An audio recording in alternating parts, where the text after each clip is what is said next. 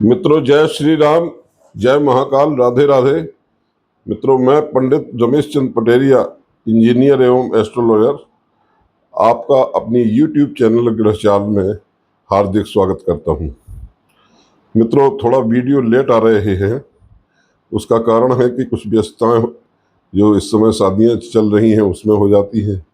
कल जैसे परशुराम जयंती थी, तो जो है इस तरह से व्यस्तताएं हो जाती हैं, तो मेरे वीडियो थोड़ा लेट बन पा रहे हैं। इसके लिए मैं क्षमा चाहता हूं। मित्रों, आज हम आपसे एक रिक्वेस्ट करना चाहते हैं कि जो अभी समर वेकेशन चल रही है, इसमें आपके बच्चे एटलीस्ट जो 10th पास हैं या 12th पास हैं, वो छुट्टियों में होंगे और उनके पास समय ही समय होगा। तो मैंने कई बार भी निवेदन किया है कि अगर कोई ज्योतिष सीखना चाहता है तो इस समर वेकेशन में मैं 1 माह के अंदर उन स्टूडेंट्स को इतना ट्रेंड कर दूंगा कि कम से कम वो कुंडली देखकर कुछ प्रेडिक्शन करने लगेंगे, कुछ मतलब भविष्यवाणी बताने लगेंगे। कुंडली को देखना, विवाह मिलान, ये सब जो है वो करने लगेंगे। उनके ग्रहों को समझना, कुंडली के जो भाव हैं उनको समझना, नक्षत्रों को समझना, ये सारी चीज़ें बहुत ही संक्षेप में और विस्तृत रूप में उनको समझाया जा सकता है। और वो कम से कम एक आगे चल के एक जीविका का भी जो है ये एक आधार बनता है। तो अगर आप में से किसी के बच्चे इंटरेस्टेड हों तो ये मैं निःशुल्क शिक्षा देना चाहता हूँ, क्योंकि ज्ञान जो है, ज्ञान को जितना बांटा जाए, विस्तार किया जाए, उतना ही ज्ञान जो है प्रभु से प्राप्त होता है। दूसरा जो है, अगर आपके बच्चे जिन्होंने 12th पास किया हो या 10th पास किया हो और वो अगर अपनी कुंडली, अपने भविष्य के बारे में कि वो आगे चल के उनके ग्रह कुंडली की ग्रह दशा क्या बता रही है कि वो आगे चल के किस फील्ड में जाएंगे, कौन से उन्हें सब्जेक्ट्स में एडमिशन लेना चाहिए, तो उसके लिए भी मुझसे कुंडली दिखाकर परामर्श ले सकते हैं। मैं नौगांव में अपने आवास पे ही स्थित मैं रह रहा हूँ और मैं जो है भरसक, देखिए ये बात एक अलग हो जाती है कि कोई बच्चा, वैसे तो आकलन उसके जो रिजल्ट बोर्ड, MP बोर्ड के या CBSE बोर्ड के जो रिजल्ट्स आते हैं, उससे एक आकलन लगाया जा सकता है कि बच्चा जो है किस फील्ड लायक होगा, या उसके जो जैसे मार्क्स, उसके जिस सब्जेक्ट में अच्छे मार्क्स होंगे तो वो बहुत नेचुरल है कि उस फील्ड को चुनेगा। लेकिन फिर भी कुंडली में भी ग्रह जो है वो दिशा देते हैं। जैसे किसी का यदि बुध ग्रह बली है और बृहस्पति बली है, तो निश्चित रूप से वो बैंकिंग क्षेत्र में या अकाउंटेंसी या फाइनेंस क्षेत्र में जाएगा। अगर सूर्य मंगल बली है और बली होकर के अच्छे शुभ स्थानों पर बैठे हैं, 10वें भाव में बैठे हैं, कुछ और ग्रहों की भी अच्छी दृष्टियाँ मिल रही हैं, तो वो प्रशासनिक सेवा में, मतलब इस तरह से हम लोग डिसाइड करते हैं। अगर मान लीजिए मंगल है या केतु है, ये मेडिकल फील्ड को, इंजीनियरिंग फील्ड को भी निश्चित करते हैं। सेना की फील्ड के लिए भी मंगल ही जिम्मेवार होता है। पुलिस प्रशासन में इस तरह से ग्रहों से सारी जो है जितनी भी फील्ड्स हैं, वो सब फील्ड्स जो है हमारे ग्रह निर्धारित करते हैं। कई बार हम लोग या बच्चे जो है कंफ्यूज होकर के या एक रट बना लेते हैं, या माँ बाप उनके ऊपर थोपने की कोशिश करते हैं कि नहीं नहीं आप डॉक्टर बनेंगे या आप ये करेंगे, और वो उनके, हो सकता है कि उनकी जो ग्रह स्थितियां हैं वो उसको जो है एक्सेप्ट न कर रही हूँ, मतलब वो कुंडली जो है उसके लिए स्वीकार न कर रही हो, तो उसमें भी ध्यान देना चाहिए।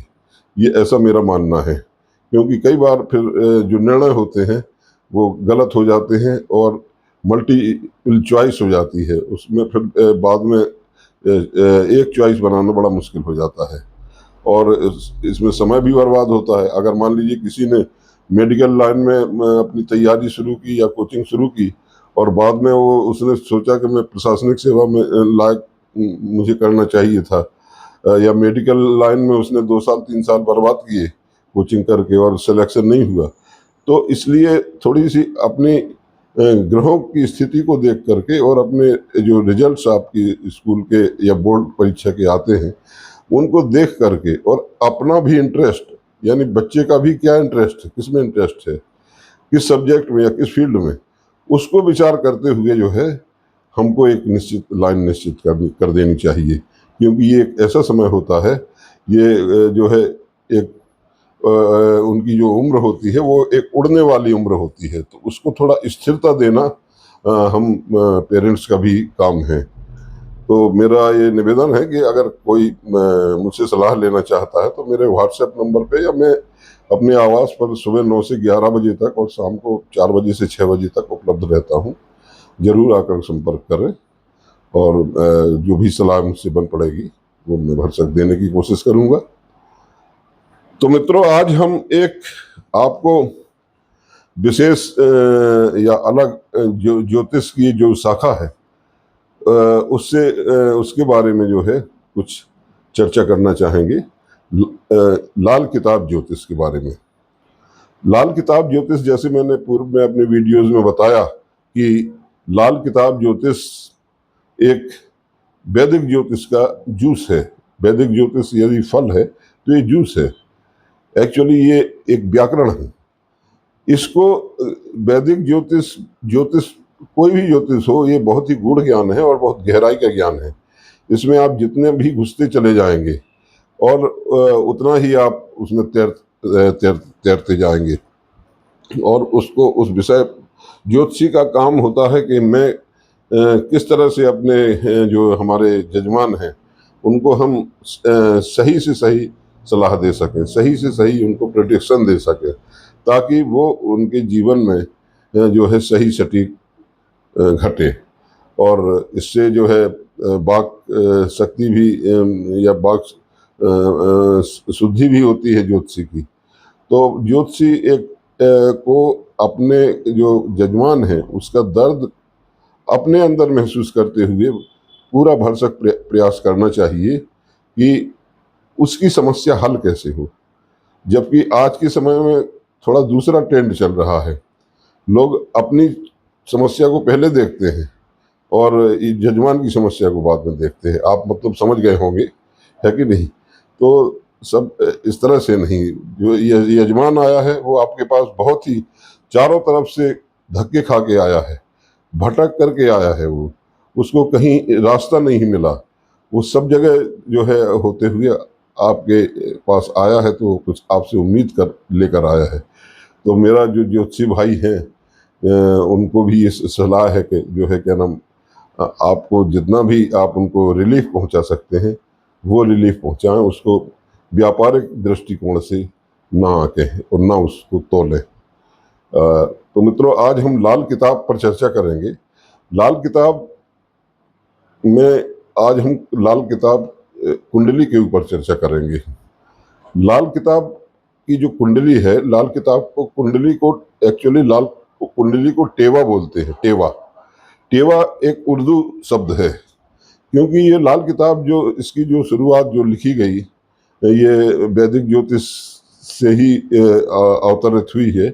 और इसको पंडित रूपचंद जोशी जी, जो लाहौर में रहते थे उस समय, मतलब भारत आज़ाद नहीं था, तो उस समय की बात है, कम से कम 100 ईयर्स पहले की। तो 100 तो इसलिए उन्होंने जितना भी अपना साहित्य ये लिखा है ज्योतिष में, वो पूरा उर्दू में ही लिखा है। तो उर्दू में इसको कुंडली को टेवा बोलते हैं, लेकिन हम आपसे कुंडली में ही बात करेंगे। तो जो लाल किताब के अनुसार जो कुंडलियां होती हैं उनको उन्होंने 4 पार्ट में बांटा है। नंबर 1 धर्मी कुंडली, नंबर 2 अंधी कुंडली, और नंबर 3 रतांध कुंडली, और नंबर 4 नाबालिग कुंडली। इस तरह से उन्होंने वर्गीकरण किया है। तो मित्रों, आज इसी पर हम चर्चा करने जा रहे हैं। तो आइए पहले हम धर्मी कुंडली क्या होती है उसके बारे में समझते हैं। मित्रों, कुंडलियों में कुछ कुंडलियां जो हैं वो धर्मी कुंडली कहा गया है। अब यदि कोई कुंडली धर्मी होती है तो क्या होता है,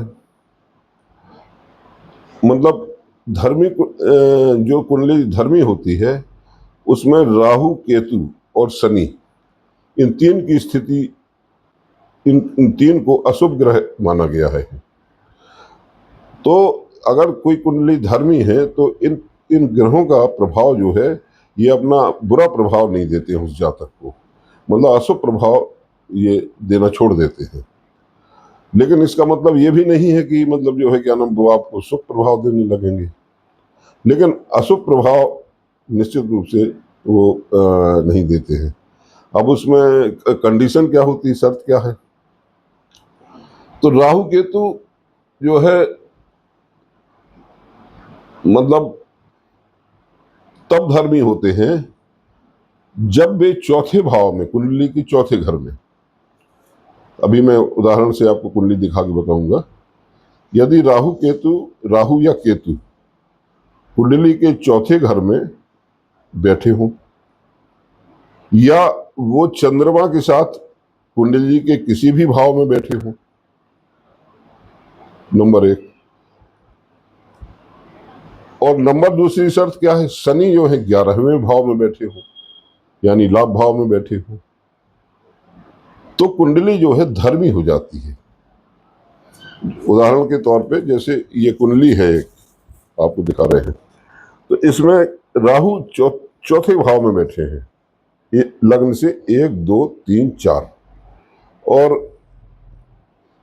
राहु से मतलब है राहु यहां बैठे हुए हैं, और 11वें भाव में शनि बैठे हुए हैं, तो ये कुंडली धर्मी कुंडली हो गई।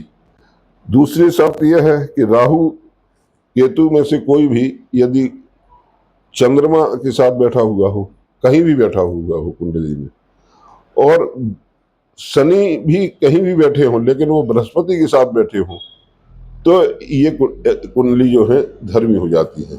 मतलब यानी कि दोनों कंडीशन जो है अगर पास होनी चाहिए, तो शनि जो है तब धर्मी होता है जब वो जो है 11वें भाव में कुंडली के विराजित हो।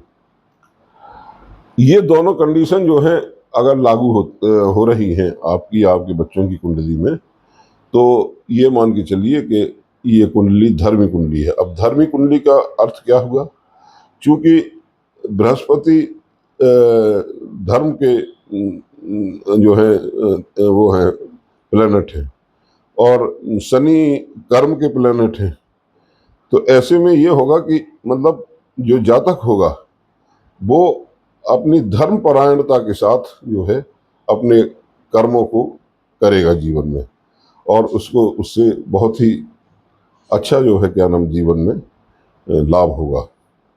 तो कुंडली में जो है, जो राहु और केतु के बारे में एक धारणा बना रखी है, या शनि के बारे में कि ये हमेशा अशुभ फल ही देते हैं, तो ऐसी भी कुंडलियों का प्रकार जो है अलग अलग करके ये जो है इस तरह से कुंडलियों को अलग किया जाता है। तो ये मित्रों हुई धर्मी कुंडली की बात। आप अपने अपने बच्चों के उसमें आप देख सकते हैं। अब हम बात करेंगे अंधी कुंडली की। आप सोचते होंगे कि कुंडली भी अंधी होती है। एक्चुअली कुंडली अंधी नहीं होती है, उसमें जो ग्रहों की स्थिति होती है वो जो है ग्रह जो है अंधे होते हैं, तो इसको कहा जाए कि अंधे ग्रहों की कुंडली। अब अंधी कुंडली क्या होती है, कुंडली का 10वां भाव मित्रों कर्म का होता है, कैरियर का होता है, व्यवसाय का होता है, रोजगार का होता है, और इस भाव के कर्म भाव के जो ग्रह हैं वो है शनिदेव। तो यदि इस भाव में 10वें भाव में 10म भाव में अगर शत्रु ग्रह आकर बैठते हैं, शत्रु ग्रह मतलब कोई भी ग्रह हो सकते हैं, जैसे मान लीजिए बृहस्पति और शुक्र, गुरु और शुक्र बैठ जाए, या राहु और गुरु बैठ जाए, मतलब कोई अगर दो जो है शत्रु ग्रह कुंडली के 10म भाव में यदि बैठे हैं, तो वहां क्या होगा, मतलब आपके घर में जैसे दो शत्रु आकर के बैठ जाएं, तो वो क्या करेंगे? क्या वो आपस में बड़ी याराना बातें करेंगे? वो तो आपस में क्या करेंगे? आपस में झगड़ेंगे, आपके घर के माहौल को अशांत करेंगे। तब फिर क्या होगा? आपको अपने बल का प्रयोग करना पड़ेगा। तो इसी तरह से दसम भाव में अगर दो शत्रु ग्रह बैठ जाते हैं, और दसम भाव शनि देव का है, कर्म का है, इतना बड़ा क्षेत्र है कर्म क्षेत्र, तो उस भाव को वो खराब करते हैं आपस में लड़ झगड़ के। तो शनि देव उस समय एक्टिव हो जाते हैं। शनि कुंडली में कहीं भी बैठे हों, शनि एक्टिव हो जाएंगे कि हम, मेरा घर खराब हो रहा है, और वो आकर के दोनों को अंधा कर देते हैं कि उनको उनको अंधा कर दिया, तो अब उनको कुछ दिखाई नहीं दे रहा। तो इस तरह से कुंडली को, ऐसी कुंडलियों को अंधी कुंडली बोला गया है। अब अंधी कुंडली होने से क्या होता है कि व्यक्ति का जो भाग्य है वो रुक जाता है, उसका कर्म तो अवरुद्ध हो ही गया, भाग्य भी साथ में अवरुद्ध हो गया। तो इसको जो है निकालने के लिए हमको इसके लिए हमको फिर जीवन भर जो है, हम क्या होते हैं ऐसे जातक दिग्भ्रमित रहते हैं। वो मल्टीपल चॉइस कैरियर में करते हैं और सफल नहीं होते हैं। वो एक एक राय नहीं बना पाते हैं अपने जीवन के बारे में, और जो है इस तरह से जो भी काम करते हैं उसमें असफलता ही उनको हाथ लगती है जीवन भर, और बाद में वो मानसिक अवसाद तमाम चीज़ों से ग्रस्त हो जाते हैं, और जीवन में उनको बहुत बड़ा संघर्षों का सामना करना पड़ता है। तो मित्रों, हम अब इसको, जैसे अंधी कुंडली हो गई, तो आज हम आपको एक, हालांकि बहुत ही इम्पोर्टेंट है, लेकिन हम आपको एक गिफ्ट के रूप में देंगे ये उपाय, इसका सटीक उपाय देंगे जो 100% जो है उपाय सटीक बैठता है। मैं आपको इसके माध्यम से भी बता दूं कि कैसे कुंडली जो है अंधी होती है। एक उदाहरण के तौर पे, इस उदाहरण कुंडली है, जैसे ये कुंडली है, इसमें ये दसम भाव है, यानी 10th हाउस है। यहाँ से गिनेंगे 1 नंबर से, ये पहला भाव पहला ही रहता है, और दूसरा भाव ये होता है, तीसरा ये, चौथा ये, पांचवा ये, छठवां ये, सातवां ये, आठवां ये, नौवां ये और 10वां ये। तो दसम भाव में सूर्य और शुक्र जो है बैठे हुए हैं, जो आपस में शत्रु ग्रह है। तो शनि, चूंकि ये कर्म भाव शनि इसके कारक है, तो इसमें दो आपस में शत्रु ग्रह बैठ गए हैं, तो इसलिए ये कुंडली अंधी कुंडली हो गई। इसमें 2 या 3 ग्रह और भी बैठ सकते थे, उनमें आपस में शत्रुता होना चाहिए, शत्रु हों, वो एक दूसरे के शत्रु हों, तो वहां बैलेंस बनाना मुश्किल हो जाएगा। तो इस तरह से अंधी कुंडली हो जाती है, और अंधी कुंडली होने से दसम भाव आपका कर्म का भाव अवरुद्ध हो जाता है, नवम भाव भाग्य का भाव है आपका, तो वो भी आपका अवरुद्ध हो जाता है। तो इसके लिए उपाय क्या होगा? इसके लिए जो उपाय है वो करना होगा आपको अंधी कुंडली के लिए। ये उपाय आपको शनिवार को करना है, और शनिवार को उपाय कहाँ जाकर के करना है? आपको 10 अंधे लोगों को ढूंढना है। अच्छा, 10 के 10 जो हैं वो क्या हैं? वो पुरुष हैं। वो जो है, इसमें शर्त रहती है कि अगर अंधी कुंडली का दोष समाप्त करना है, तो आपको शनिवार के दिन 10 अंधे लोगों को भोजन कराना होगा। तो इसमें कुछ शर्तें ये होती हैं कि जैसे, मतलब उसमें वो जन्मजात अंधे होने चाहिए, और 10 के 10 जो है एक लाइन में बिठाएंगे, आप एक लाइन में बैठे हो, और 10 को आप ही परोसेंगे। जिसकी कुंडली ये अंधी कुंडली बनी है उसी को परोसना है। खाना सात्विक होना चाहिए, यानी प्याज लहसुन का भी प्रयोग नहीं होना चाहिए भोजन में। खाने में एक मीठा होना आवश्यक है, और जो भोजन बना है उस भोजन का एक आइटम आपके हाथ का स्वयं का बना हुआ होना चाहिए। जब आप ये उपाय करें तो ये उपाय आपका शनिवार के दिन सूर्योदय से लेकर के सूर्यास्त के बीच पूरा हो जाना चाहिए, क्योंकि ये रात्रि में उपाय नहीं किया जाता। उस दिन ध्यान रखने वाली बात है, उस दिन चतुर्थी और नवमी और चतुर्दशी न होना चाहिए। और एक शर्त और है कि जब आप सुबह ये काम करने जाएं तो आसमान उस समय साफ होना चाहिए, बादल नहीं होने चाहिए। यदि आप शिद्दत के साथ इस उपाय को करते हैं तो ये निश्चित रूप से 100% जो है ये कुंडली का जो अंधापन है वो समाप्त हो जाएगा और आपके भाग्य के दरवाजे स्वतः खुलने लगेंगे। तो मित्र, ये मैंने आपको अभी अंधी कुंडली के बारे में बताया।